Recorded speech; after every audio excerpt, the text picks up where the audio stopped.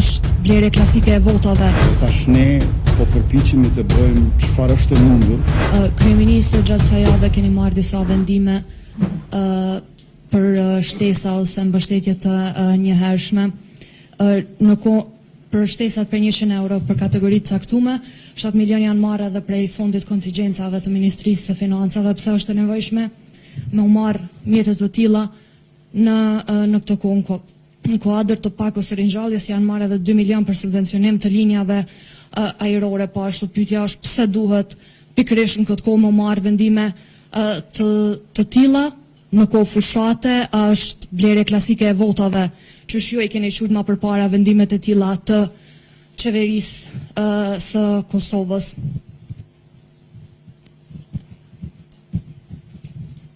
Së pari të gjithë dini që ne kemi pasur në plan të bëjmë pakon për përballje me inflacion 2.0.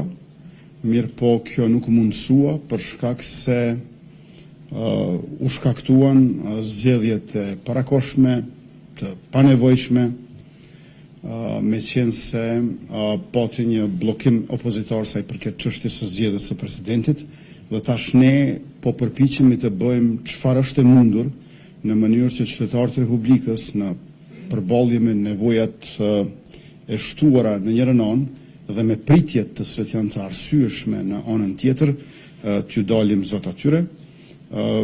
Tash ne jemi të mirënjohur ta zëm për shtesat për fëmijë, për mbështetjen financiare për nënat lehona, pastaj për mbështetjen financiare për punëtorët, mandej për studentët dhe pa harruar pensionistët.